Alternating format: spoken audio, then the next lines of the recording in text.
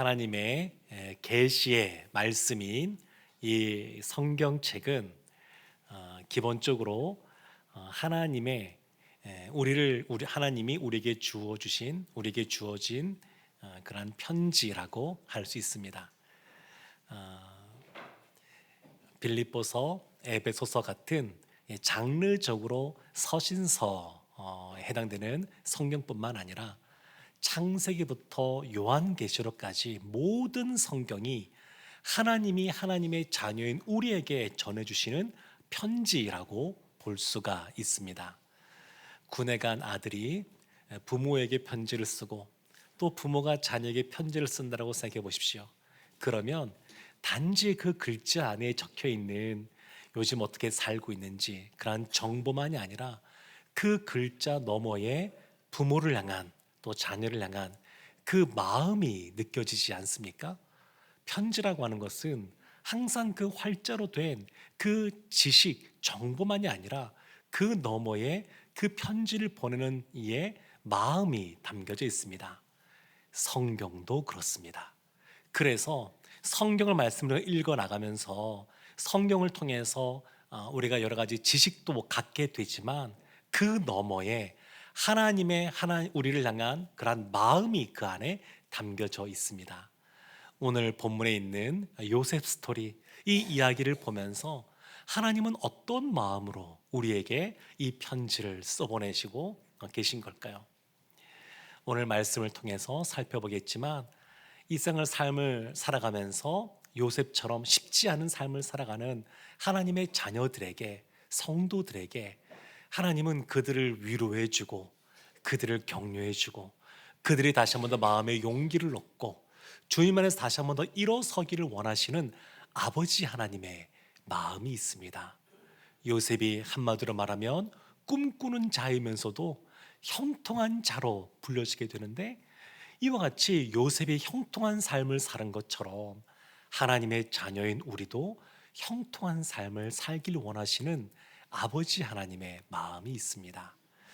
우리가 3주 만에 다시 요셉 스토리로 돌아왔기 때문에 간단히 그 앞에 있었던 이야기를 말씀을 드리면, 야곱의 12아들 중에서 야곱이 특별히 그 어머니가 먼저 세상을 떠난 그 요셉을 특별히 사랑하는 마음이 있었습니다.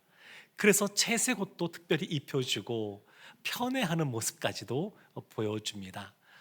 그런데 형들이 양떼를 치고 있을 때 요셉이 아버지의 심부름으로 그 형들에게 찾아가게 되었는데, 장자의 르우벤은 반대했지만 유다가 중심이 되어서 그 요셉을 구덩이에 떨어뜨리고 또 그 요셉을 상인들에게 팔아버리게 됩니다. 그래서 창세기 37장 36절에 이렇게 말씀이 기록되어 있습니다. 그 미디안 사람들은 그를 애굽에서 바로의 신하 친위 대장 보디발에게 팔았더라. 그래서 이 요셉이 팔려갔는데 어디로 팔려갔느냐? 애굽에 있는 황제인 바로에게 있어서 친위 대장인 보디발의 집에 팔려갑니다. 친위 대장이라 그러면 황제를 그 측근에서 보호하는 사람이거든요. 오늘날 비슷한 사람을 찾아보면 대통령 경호실장쯤 되지 않을까 싶습니다. 그런데 우리가 지금 살고 있는 이 시대의 대통령 경호실장보다 훨씬 권한이 센 사람이 이 바로의 친위 대장입니다. 그 강력한 힘을 갖고 있는 이 보디발 집에 이 요셉이 팔려갔습니다. 그리고 오늘 본문이 시작하는 39장 1절 말씀에 이렇게 기록되어 있습니다. 우리 이 말씀 함께 합독하겠습니다.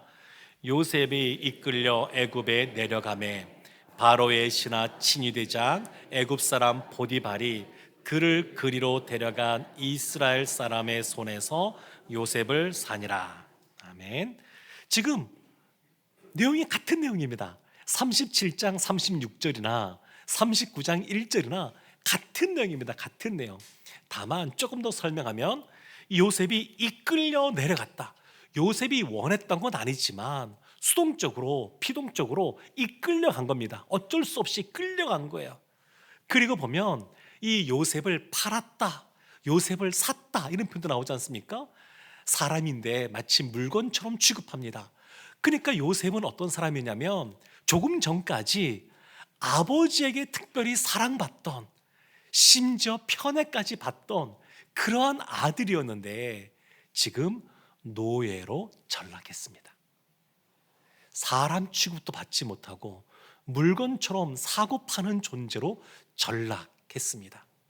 그리고 지금 보게 되면 이와 같이 요셉이 팔려갔지만, 이끌려 내려갔지만, 성경은 창세기 45장 7절을 보게 되면 하나님께서 먼저 보냈다 이렇게 말합니다. 형들이 팔아서 간 것이 아니라 나중에 이것을 요셉이 이해하게 되는데 하나님이 먼저 자신을 보낸 것이다 이렇게 말하고 있습니다. 그러니까 요셉 스토리는 보게 되면 당장 현실 앞에서는 굉장히 이해하기 어려운 그런 일들이 막 벌어지지만 배후에 선하게 이끄시는 하나님의 섭리가 있다라고 하는 것, 그것을 요셉 스토리가 계속해서 우리에게 알려주고 있습니다. 그런데 37장 제일 마지막 절과 39장 제일 첫 번째 절, 이 절이 같은 내용이거든요. 그러면 38장에는 무슨 내용이 있느냐? 38장은 참 말하기도 민망한 이야기가 들어 있습니다. 시아버지인 유다가 그의 며느리인 다말 사이에서 쌍둥이를 낳는 이야기가 그 이야기 안에 담겨 있습니다. 어찌 보면 요셉 스토리 안에서 이것은 좀 잘 맞지 않는 것처럼 보입니다. 시기적으로도 보게 되면 팔려갈 때 또 보디발이 샀을 때 이때가 다 요셉의 나이 17세입니다. 17세. 그런데 그 중간에 있는 이 이야기는 그때가 아닙니다. 그 이후입니다. 그 이후에 벌어진 일인데 지금 저자가 요 사이에 집어넣은 거예요. 의도가 있습니다. 첫 번째 세계보스 뭐냐면 지금 이 쌍둥이가 태어나게 되는데 그 중에 동생인 베레스를 통하여서 후에 다윗이 태어나게 되고 그 후에 예수님이 이 가문을 통해서 오게 되시는 것이 기록되어져 있습니다. 또 하나는 이 사건을 통해서 유다가 변화됩니다.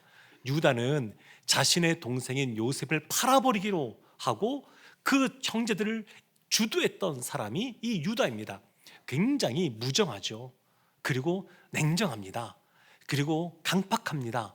유다가 이런 사람이었는데 그 38장에 있는 그 사건을 통해서 유다가 뭐라고 말하냐면 다말을 향하여 그가 나보다 옳도다 이런 말을 합니다.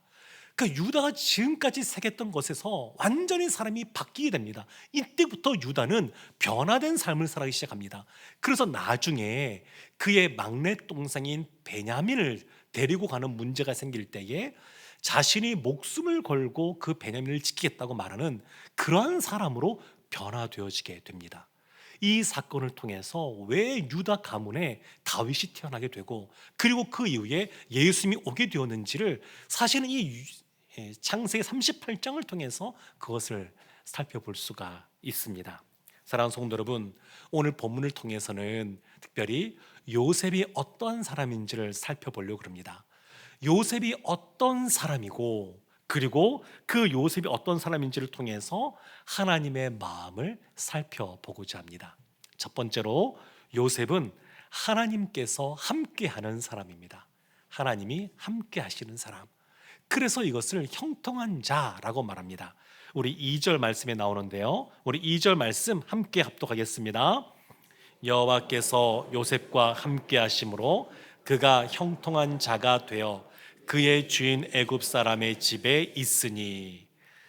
참 우리 한국어 중에서 통자가 들어가는데 굉장히 고통스러운 단어들이 꽤 있습니다. 두통, 지통, 생리통, 요통 같은 것도 있죠. 고통스러운 단어들이 많이 들어있어요. 그런데 이 통자 앞에 아주 다른 한 글자가 붙으면 굉장히 고상하고 아름다운 단어가 됩니다. 그것이 형통입니다. 형통. 형통이라는 말은 사전적인 의미는 이렇습니다. 모든 일이 뜻대로 잘 되어가는 것, 그것을 형통이라고 말합니다. 다른 식으로 표현하게 되면 세상적으로 잘 나가는 것, 그리고 뭔가 번영하는 것, 이런 것을 형통이라고 사전적으로 의미합니다. 이와 같은 의미를 담은 그러한 표현이 시편 30편 6절에 나와 있습니다. 시편 30편 6절에 다윗의 시인데 다윗이 이렇게 고백합니다. 내가 형통할 때에 말하기를 영원히 흔들리지 아니하리라 하였더라. 형통할 때, 이때 형통은 특별한 단어가 쓰여집니다. 성경에서 딱 한 번밖에 쓰여지지 않은 이 단어가 샬바라고 하는 단어인데 세상적으로 성공하는 거예요. 세상적으로 성공해서 그 지위가 견고해서 그냥 편안한 겁니다. 편안해서 그 방심 속에 그 방심하기 쉬운 그러한 상태, 그러한 형통을 이 샬바라고 하는 단어로 쓰여지게 됩니다. 그러니까 이렇게 볼 수 있죠. 스스로 지위가 있는 거죠. 다윗이 왕에 올랐으니까 얼마나 마음에 그냥 안정감이 있겠습니까? 그러니까 스스로 안전하다고 착각하는 겁니다. 영원히 내가 요동하지 아니하리라. 그런데 이것에 대해서 그 앞에 5절 말씀에 보면 하나님의 노염, 하나님의 형벌이 있는 것에서 말합니다. 그러니까 시인이 이렇게 고백하는 겁니다. 다윗이 본인이 스스로 세상적으로 안정감을 누리고 성공을 해서 그냥 이것이 영원할 줄 알았는데 하나님이 치시니까 그 모든 것이 다 흔들려 버리고 말았다. 그리고 하나님의 은혜를 베풀어 주시는데 이것을 길게 하지 않으시고 하나님의 은총 가운데 다시 회복시켜 주셨다. 그래서 그 하나님께 감사하고 찬양한다. 이런 내용이 나옵니다. 그러니까 형통이라고 하는 것은 세상적인 의미로 보면 우리가 원하는 대로 계획한 대로 다 잘 되는 겁니다. 그것이 형통입니다. 근데 보통 성경에서 말하는 형통은 그런 것이 아닙니다. 창세기 39장 2절에 나오는 요셉을 향해서도 형통한 자라고 할 때 형통은 그런 뜻이 아닙니다. 히브리어로 차라으라고 하는데 하나님이 함께 하심으로 일들이 잘 풀려지는 거예요. 그러니까 하나님이 계획하셔서 또 나를 통해 진행하고 나를 통해서 진행되고 완성되는 것, 하나님의 계획, 하나님의 경륜이 하나님의 인도하심, 하나님의 섭리 따라 나를 통해서 이루어지는 것, 그것이 형통이라고 말합니다. 그러니까 하나님의 선하신 섭리 가운데 있는 삶이 형통한 삶입니다. 요셉의 형통의 특징이 있습니다. 그것은 한마디로 말하면 상황을 뛰어넘는 형통이에요. 상황을 초월하는 압도적인 그런 형통이 있습니다.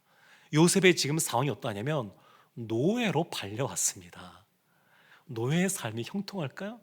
종으로 사는 삶이 형통할까요? 뒤에 보면 억울하게 감옥에 갇히거든요. 죄수가 되거든요. 죄수의 삶이 형통할까요? 전혀 그렇게 생각할 수가 없는데 그 안에서도 이 요셉이 형통을 누리고 있습니다. 아주 대단한 겁니다. 요셉의 분위기를 보면 전혀 우울하거나 비관적인 분위기를 찾아볼 수가 없습니다. 요셉이 그렇지가 않아요. 그러면 어떻게 요셉은 누가 보더라도 절망할 수밖에 없는 그런 상황 속에서 아니면 분노할 수밖에 없는 상황 속에서 아니면 자포자기할 수밖에 없는 상황 속에서 어떻게 그는 형통한 삶을 살았는가? 성경은 그것을 쭉 해서 보여주는데 그것은 요셉이 하나님을 바라봤기 때문에 그렇습니다. 요셉의 초점이 하나님께 있기 때문에 그렇습니다. 하나님께 소망을 두는 겁니다. 본인이 다 이해되지 않아요. 왜 이런 일이 벌어지는지 해석되지도 않아요. 도대체 이걸 어떻게 바라봐야 하는지 해석이 되지 않아요. 누가 설득한다 그래도 설득될 상황도 아닙니다. 형들에 의해서 팔려가서 그냥 부모 아무도 없이 그냥 홀로 외로이 떨어져 있는 그런 상황이니까 이 상황을 어떻게 받아들이겠습니까? 그런데 이 상황 속에서도 이 처참한 상황 속에서도 형통을 누립니다. 압도적인 그런 형통을 누립니다. 그러니까 지금 이 요셉은 어떤 상황이냐면 조금 전까지 이 땅의 아버지인 야곱 아래에서 아주 큰 사랑을 받았습니다. 형제들이 시기할 만큼 큰 사랑을 받았습니다. 그런데 지금은 어떠하냐? 그 아버지의 사랑을 받을 수 없는 곳에 이 요셉이 처하게 되었습니다. 그런데 놀라운 것은 아버지의 도움을 받을 수 없는 곳, 오직 하나님만 도울 수 있는 그 위치에 요셉이 거하니까 하나님이 더 강력하게 요셉을 보호해 주시고 지켜주십니다. 그래서 형통합니다. 사랑하는 성도 여러분, 요셉은 기본적으로 성실한 사람이었습니다. 아버지의 심부름도 잘했습니다. 뭐 한 가지 경우밖에 나오진 않지만 처음에 아버지의 명령을 듣고 형들을 찾아가는데 처음에 찾아갔던 곳에 형들을 못 만납니다. 들판에서 만나는 게 쉽지가 않거든요. 못 찾아요. 그러면 못 찾았다 하고 돌아올 수도 있는데 그렇게 하지 않고 또 물어물어 또 찾아가서 형들의 것을 전달해 줍니다. 근데 이런 모습은 종살이 할 때도 동일하게 나타납니다. 그 이후에 죄수로 있어도 그랬고요. 나중에 총리가 된 이후에도 그렇습니다. 기본적으로 요셉은 성실한 사람입니다. 성실한데 성경은 요셉이 성실하기 때문에 형통하다 이렇게 말하지 않습니다. 기본적으로 성실하지만 그것 때문에 형통 말한 것이 아니라 분명히 말한 것은 뭐냐면 하나님이 함께 하심으로 형통하다 이렇게 말씀하고 있습니다. 그리고 이와 같은 형통은 다른 사람들도 알게 되었습니다. 그 내용이 3절에 나오는데 우리 3절 말씀 함께 합독하겠습니다. 그의 주인이 여호와께서 그와 함께 하심을 보며 또 여호와께서 그의 범사에 형통하게 하심을 보았더라. 그의 주인 친위대장인 보디발, 그가 볼 때 정말 특별한 사람이에요. 요셉은 그냥 보통 일반적인 사람이 아니에요. 그냥 하나님이 함께 하심이 눈에 보이는 사람입니다. 그래서 하나님이 도와주심으로 형통하게 되는 것을 그도 알고 있습니다. 사랑하는 성도 여러분, 요셉만 하나님이 함께 하시는 사람일까요?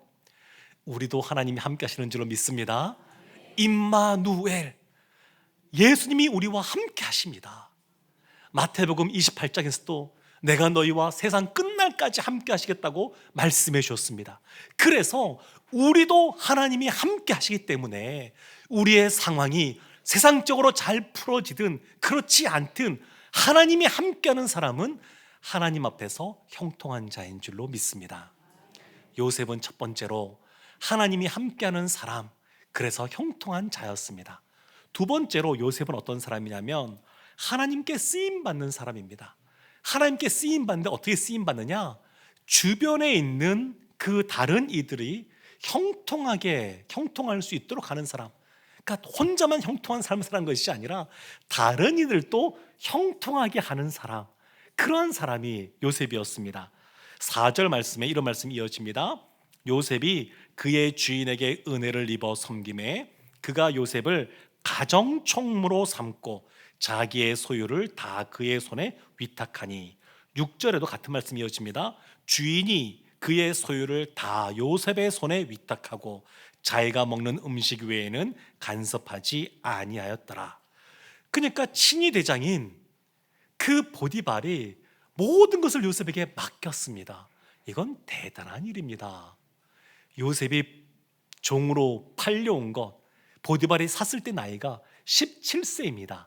사회적으로 이 당시에 성인으로 분류가 되지만 나이가 20살이 돼야 군인으로 나가니까 온전하게 성인으로 인정받지 못하던 아직 어린 나이입니다. 근데 요셉이 그때부터 종사를 시작하는데 불과 한 10년 만에 모든 가정의 모든 것을 다 관할하는 그러한 가정의 총무가 되었습니다. 참 주변에서 시기 질투도 엄청 많았겠죠. 근데 이 보디발이 그렇게 맡깁니다. 모든 걸 다 맡겨요. 먹는 것 외에는 모든 걸 다 맡깁니다. 사랑하는 성도 여러분, 사람의 얼굴이라고 하는 것은 그 사람의 마음을 드러냅니다. 그 마음이 얼굴에 투영이 되어지게 돼요. 그 중에서 특별히 사람의 눈은 그 마음을 바라보는 창과 같습니다. 그래서 그 사람의 눈을 바라보면, 상대방의 눈을 바라보면 대충 이분이 어떤 분인지 어림짐작 되곤 합니다. 그런데 친위 대장인 이 보디발은 어떠할까요? 대제국인 애굽에서 황제 바로 옆에서 그를 보호하는 사람이니까 얼마나 사람을 냉철하게 판단할까요? 바로에게 가까이 다가오는 사람 일단은 경계부터 했을 겁니다. 그러지 않았겠습니까? 황제를 보호하는 임무를 맡았으니까. 또 황실에서 얼마나 많은 사람들을 만났겠습니까? 그리고 그에게 줄을 대려는 사람도 얼마나 많았겠습니까? 그 많은 사람들을 보면서 안목이 있는 사람이 이 보디발이라고 할 수 있는데, 그 보디발이 요셉을 보는데 그 요셉은 뭔가 다른 겁니다. 다른 거예요. 특별한 사람입니다. 하나님이 이와 같은 이 상황 속에서 은혜를 베풀어 주기 시작하시는데, 그것이 5절 말씀에 나옵니다. 여기에 하나님께 쓰임받는 모습이 나옵니다. 우리 5절 말씀 함께 합독하겠습니다. 그가 요셉에게 자기의 집과 그의 모든 소유물을 주관하게 한 때부터 여호와께서 요셉을 위하여 그 애굽 사람의 집에 복을 내리심으로 여호와의 복이 그의 집과 밭에 있는 모든 소유에 미친지라. 아멘. 아멘. 하나님이 가정 총무가 된 그 요셉을 특별히 위해서 그를 기억하사 그에게 복을 주시는데, 그 한 사람이 아니라 그 가정에 있는, 보디발에 있는 그 집에 있는 밭에 있는 모든 소유에게 복을 주십니다. 사업하시는 분들, 이런 직원분 한 분 있으면 너무 좋겠죠? 그 사람 때문에 잘 되는 거예요. 통자 들어가는 말 중에 또 하나가 유통이라는 거 있지 않습니까? 유통. 근데 하나님의 사람들은 어떤 사람들이냐? 이와 같이 축복을 유통하는 사람들이에요.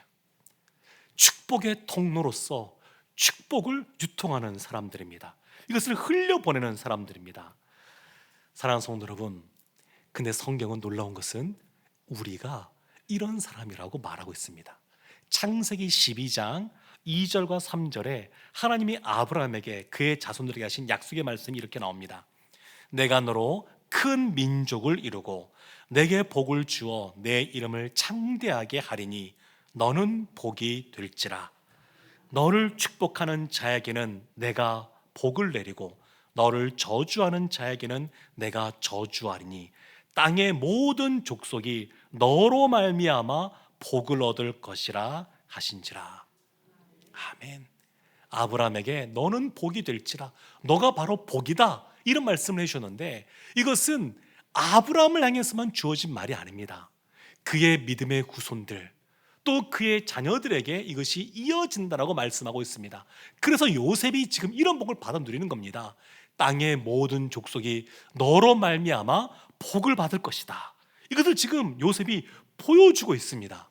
이와 같은 복은 요셉만이 아니라 하나님의 자녀인 오늘날 우리에게도 이어진 줄로 믿습니다. 요셉의 형통은 웅덩이에 그냥 머물러 있는 그러한 형통이 아니었습니다. 흘러넘치는, 흘러가게 하는, 축복을 유통하는 그러한 복이었습니다.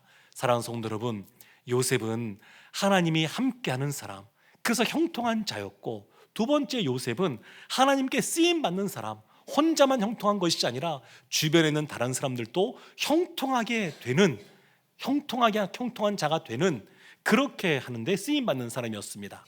세 번째로 요셉은 하나님께 쓰임받을 만한 사람이었습니다. 형통할 만한 사람이었습니다. 세상은 넓고 할 일은 많다라고 예전에 한 대기업의 회장님이 그런 말씀하셨죠. 그런데 이와 같이 세상이 넓고 할 일이 많다는 말에 가장 잘 어울리는 분이 있는데, 그분이 누구냐면 하나님입니다. 하나님이 온 우주 만물을 창조하시고 수많은 일들을 주관하고 계셔요. 근데 하나님의 창조부터 지금까지 보게 되면 큰 대원칙을 갖고 계십니다. 그것은 뭐냐면, 하나님이 하실 수 있는 일들은 하나님이 많이 행하시지만, 그렇지 않고 사람이 할 수 있는 일들은 사람들에게 그것을 맡겨주는 겁니다. 위임하는 겁니다. 창조를 보십시오. 하나님이 온 우주 만물을 창조하셨습니다. 그리고 아담에게 뭐라고 말씀하냐면, 너는 생육하고 번성하고 충만해라, 그리고 그 땅을 다스리라, 이렇게 말씀하십니다.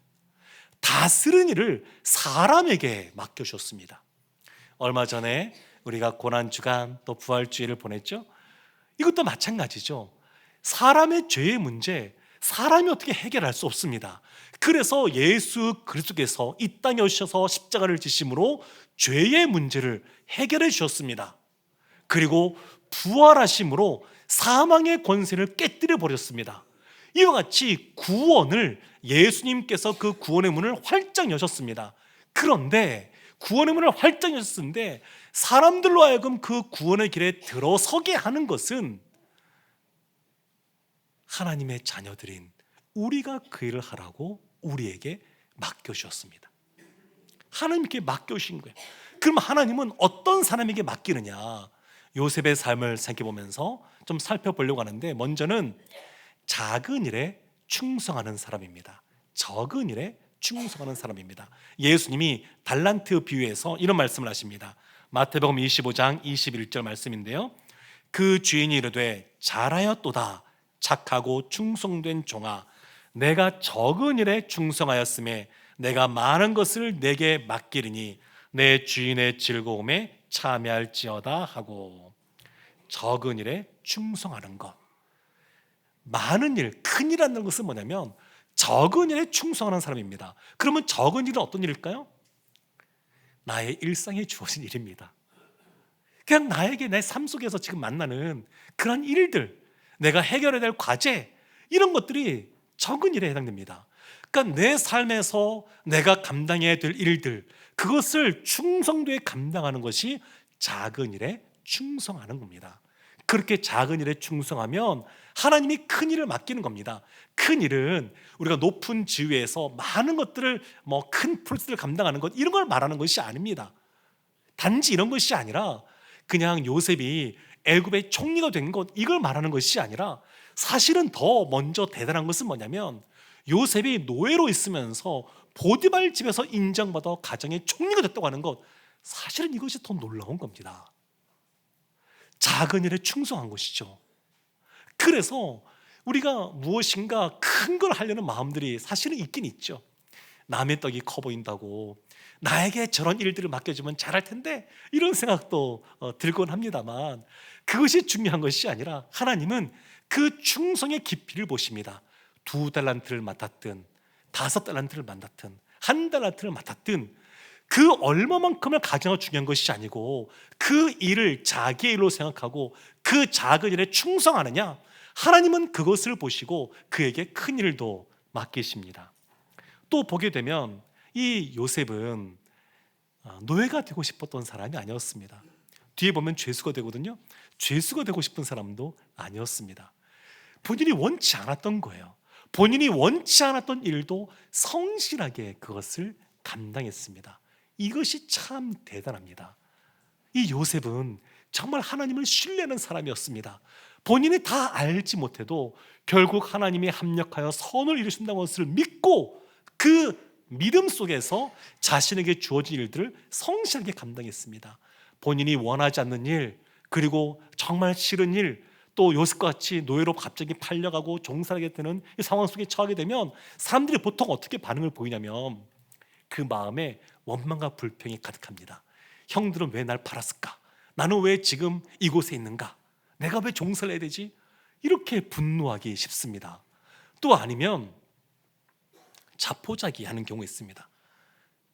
이게 지금 어떻게 된 상황이지? 다 이해되지도 않고 에이 모르겠다 하고 그냥 내려놓는 거예요. 그럴 수 있어요. 근데 요셉은 그러지 않습니다. 또 아니면 현실과 타협하면서 그냥 그저 그렇게 그냥 적당하게 살아가는 모습, 그런 모습도 보이지 않았습니다. 주인이 시키지 않아도, 그 보디발 눈에 띄었다는 얘기는 뭐냐면 시키지 않아도 본인이 해야 되겠다 생각되면 그 일들을 찾아서 감당했다는 겁니다. 하기 싫은 일들도 성실하게 그것을 감당했다는 겁니다.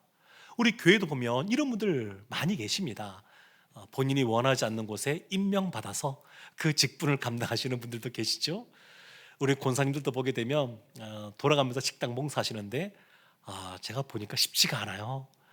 근데 그것을 기쁨으로 또 잘 감당하는 분도 계시겠지만, 요리에 자신 없거나 그러신 분들은 왠지 부담스럽죠. 그래도 그것을 성실하게 다 감당하십니다. 우리 교회에도 그런 분들이 많이 계세요. 많이 계십니다.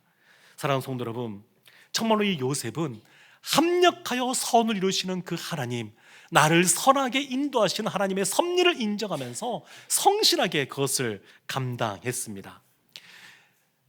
또 보게 되면 어떤 모습을 요셉이 보여주냐면 끝까지 감당하는 겁니다. 인내하며 감당하는 겁니다. 예수님도 이런 모습을 보여주셨는데, 요한복음 13장 1절에 이렇게 말씀이 기록되어 있습니다. 유월절 전에 예수께서 자기가 세상을 떠나 아버지께로 돌아가실 때가 이른 줄 아시고 세상에 있는 자기 사람들을 사랑하시되 끝까지 사랑하시니라. 끝까지 사랑하시느냐. 우리 신자의 삶도 그렇습니다. 하나님께서 맡겨주신 것들 끝까지 인내하며 감당해야 됩니다. 요즘 우리 블레싱, 우리 새손 시니어즈 우리 분들 조별로 모임도 하고 있거든요. 네, 10분의 주장님들이 섬기십니다. 제가 나에게서는 안 해봤지만 뭐 거의 80대 되지 않을까요? 그 조장님들 평균 연령이. 근데 그분들 보면 제가 드는 생각이 갈렙 같은 분들이시구나 생각이 듭니다. 갈렙 85세에도 자기가 주어진 사명을 끝까지 잘 감당했던 것처럼 사실은 이런 분들이 신앙 공동체에 필요합니다. 우리가 신앙생활하면서 끝까지 하나님께서 주신 일들을 감당하는 분들이 있을 때, 그러한 신앙의 연륜이 있는 분들이 있을 때 너무너무 큰 유익이 있습니다. 사랑하는 성도 여러분, 나는 누구인가? 라고 하는 질문에 크게 세 가지 방향으로 그것을 설명할 수가 있습니다. 첫 번째는 존재론적인 설명 방식입니다. 나는 어디에서 태어났고, 그리고 나는 어느 학교를 나왔고, 뭐 그런 거죠. 나는 어떤 직업을 갖고 있고, 뭐 이렇게 말하는 겁니다. 근데 요셉은 어떻게 설명할 수 있을까요? 요셉은 노예라고 하는 거. 진짜 별 볼 일 없죠. 그렇게밖에 설명하지 못합니다. 또 한 가지 방법은 뭐냐면 관계론적인 설명 방식이 있습니다. 나는 누구의 아들이고, 내 아내는 누구고, 뭐 이렇게 내 형제들은 누구고, 이렇게 설명하는 것이죠. 근데 요셉은 어떻게 설명할 수 있을까요? 지금 보면 일가 친척 아무도 없는 코와 같은 삶을 살고 있습니다. 그 형제들의 내가 동생이라고 말할 수 있을까요?